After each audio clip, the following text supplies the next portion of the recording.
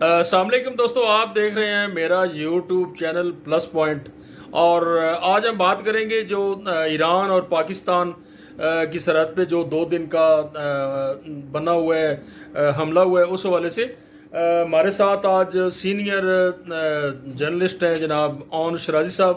ان سے بات کرتے ہیں اور ان سے پوچھتے ہیں کہ جناب یہ کیا وجہ کیا ہوئی ہے کہ یکدم 2 مسلم ممالک اٹھے ہیں. بڑا اچھے تعلقات تھے آپس میں ان کے، اور بڑے عوام جو ہے ایک دوسرے کو بڑے لائک کرتے ہیں، حکومتیں بڑے لائک ہیں. کیا ایشو بنا ہے، مسئلہ بنا ہے کہ یکدم ایک دوسرے پہ انہوں نے حملہ کر دیا؟ اس کے پیچھے کیا کون سی طاقتیں کار فرمائے ہیں؟ شرائی صاحب السلام علیکم. سر وعلیکم جناب بتائیں یہ کیا بنا ہے جناب پاک ایران سرحد پہ؟ اچھا دیکھیں، ایران کے بارے میں اگر بات کریں، آپ کے دیکھنے والوں کو یہ بتاتے چلیں کہ کوئی روٹین کے تعلقات نہیں ہیں پاکستان اور ایران کے مابین جیسے 2 اسلامی ممالک کے ہوتے ہیں. ایران وہ پہلا ملک تھا جس نے پاکستان کو ایک آزاد ریاست کے طور پہ تسلیم کیا تھا. اور پھر یہ دیکھ لیں کہ کتنا ایران پاکستان کے قریب ہے، اور یو ایس میں ایران کی ایمبیسی نہیں ہے.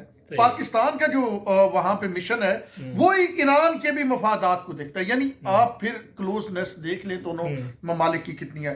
تقریباً $4.5 ارب کی جو پاکستان برآمدات ایران کو کرتا ہے. ایرانی تیل اور باقی چیزیں آپ دیکھ لیں، بارٹر سسٹم وہ ایک لمبا ہے. پھر اس کے ساتھ مذہبی کچھ اٹیچمنٹ ہے، وہاں پہ مختلف شرائنز ہیں، امام رضا علیہ السلام کا یا دیگر ہیں، اور یہاں سے بڑی تعداد میں لوگ وہاں پہ جاتے ہیں. اب سوال آپ کا جو ہے $1 ملین کوسچن یہ ہے کہ ایک دم یہ کیسے ہو گیا؟ جب اتنے کھنڈ کھیر سر میں تو ایک دم کیسے ہو گیا؟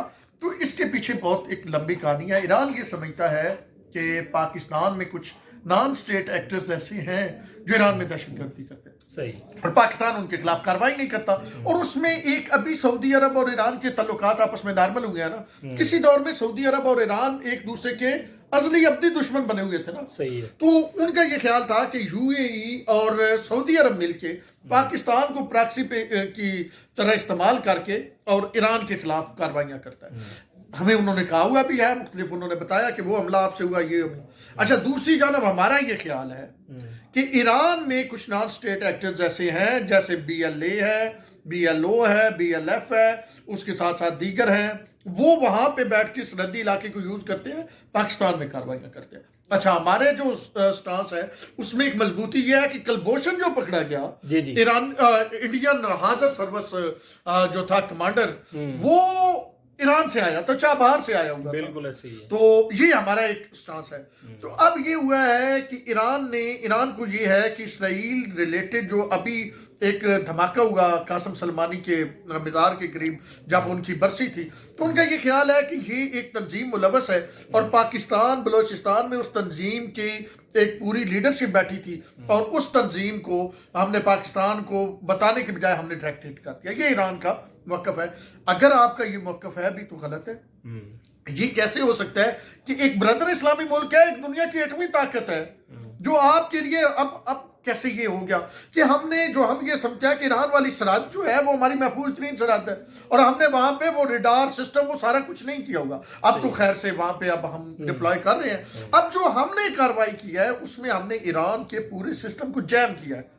ہمارا جو پورا نظام ادھر گیا ہے نا، اس نے ایران کے 20 کلومیٹر اندر تک ہم گئے ہیں، اور پورے سسٹم کو ان کو جیم کر کے ہم کارروائی کر کے آ گئے ہیں. تو اچھا شرائی صاحب یہ بتائیں کہ کیونکہ چابہار جو ہے وہ جو ہمارا ازلی دشمن ہے انڈیا، اس کے پاس ہے، تو آپ کیا سمجھتے ہیں کہ وہ انڈیا کی جو انوالومنٹ ہے وہ بھی ہو سکتی ہے کہ ان کی طرف سے یہ کوئی اس طرح کا کوئی اشتان پونا کیا گیا ہو تاکہ ادھر کوئی ہم گولہ پھینکیں تاکہ آپس میں ایران اور یہ کیا ہوگا، کس طرح ہو سکتا ہے اس طرح؟ انڈین وزیر خارجہ جے شنکر جو تھے 4 دن پہلے ایران کے دورے پہ آئے ہوئے تھے. ہو سکتا ہے کہ بھارت نے یہ شرارت کی ہو کہ انٹیلیجنس اطلاعات ایران کو دی ہو کہ آپ کے خلاف کارروائی کرنے والے وہ لوگ بیٹھے، آپ ان کے خلاف کارروائی کریں. اگر آپ پاکستان کو بتائیں گے تو ہو سکتا ہے کہ وہ بندے وہاں سے منتشر ہو جائیں تو آپ کارروائی کریں. یہ بھی شرائی صاحب یہ بھی ہو سکتا ہے کیونکہ ہمارے جو وزیر اعظم کاکڑ صاحب ہیں اور جو ایران کے وزیر خارجہ تھے، پتہ ہے اس دن ان کی شاید ملاقات بھی تھی، تو اسی دوران یہ ایران کی طرف سے یہ میزائل داغے گئے. نہیں دیکھیں، آج ایرانی وزیر خارجہ نے ہمارے وزیر خارجہ کو کال کیا ہے، اور اس کال میں ایران دی عقل ٹھکانے آ گئی. ایران نے یہ سمجھا جیسے افغانستان میں اٹیک، اس نے ایک وقت میں 4 ملکوں میں یہ کاروائیاں کی ہے نا، افغانستان میں کیا ہے، شام میں کیا ہے، اور اس کے ساتھ ساتھ عراق میں کیا ہے. انہیں سمجھا پاکستان بھی اسی طرح کا ہے. اب دندان شکن جواب مل گیا، اب طبیعت بڑی درست ہو گئی ہے ایران کی، اب ان کی ٹون بڑی ٹھیک ہو گئی. ہم نے ان کو ٹائم دیا تھا کہ آپ اس دوران وضاحت معاملات کر لیں، اب یا معذرت کر جناب لیں، جو ٹون بھی بڑی ایک ٹھیک طریقہ ہو گیا. کار ہے. ترلیاں آئے ہوئے، چین بھی پا رہے ہیں، ترکی بھی پا رہے ہیں، لیکن یہ ایک طے شدہ چیز ہے کہ ایک اور سرحد ہماری اس طرح محفوظ نہیں رہی جیسے پہلے محفوظ تھی. ہاں، یہ بالکل آپ کی بالکل بجائے. ناظرین، جیسے سراج صاحب بتا رہے تھے کہ پہلے ہم پہلے ہم افغانستان کی جو سرحد ہے اس کو محفوظ سمجھتے تھے. ادھر ہماری کوئی اس طرح وہ چوکیاں وغیرہ نہیں تھی، اس طرح آرمی نہیں تھی.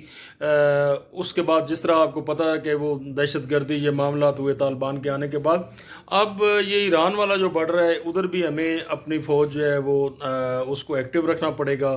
وہاں پہ بھی زیادہ سے زیادہ جو بارڈر پہ ہے سختی کرنی پڑے گی. اس سے کیا ہوگا کہ ہمارے جو اندرونی معاملات ہیں یا ہمارا اگلی دشمن ہے انڈیا، اس کو موقع ملے گا. جو ہمارے اوپر بیٹھے ہوئے ہیں، ہمارے ملک کو چلانے والے ہیں، یا ایران کی جو اعلیٰ قیادت ہے، ان کو سوچنا چاہیے کہ یہ 2 برادر ملک ہیں. بڑا ان کی عوام کا بھی آپس میں بڑی محبت ہے، بڑے گہرے رشتے ہیں، آنا جانا، کافی وہاں پہ مزارات ہیں، زیارات ہیں، جدھر میرا خیال ہے کروڑوں کی تعداد میں ایک سال میں لوگ جاتے ہیں وہاں پہ. اور یہ ایران کو بڑا ذرا مبادلہ ملتا ہے، وہ پیسے ملتے ہیں. یہ لوگ تو جاتے ہیں نا اپنے مذہبی فریضے کے لیے، تو اس کے ایران کو ٹھیک ٹھاک اس کی اکانومی چلتی ہے اسی چیز سے. سر جی بالکل. اور ہم بھی یہی سمجھتے ہیں کہ اس معاملے کو جو بھی، لیکن سر اس میں ایک لائٹر نوٹ پہ یہ بات ہے کہ ایون طالبان جو ہے، خطے کے حالات اتنے خراب ہو گیا، طالبان یہ کہہ رہے ہیں کہ ہم پریشان ہیں ان حالات سے.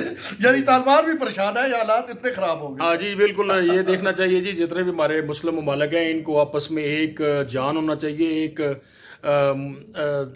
مٹھ ہونا چاہیے. تبھی جا کے ہم جو ہماری غیر ایمانی قوتیں ہیں ان کا مقابلہ کر سکتے ہیں. ہمارا یوٹیوب چینل دیکھتے رہیے. اجازت دیجیے. بہت شکریہ. Thank you. اللہ حافظ.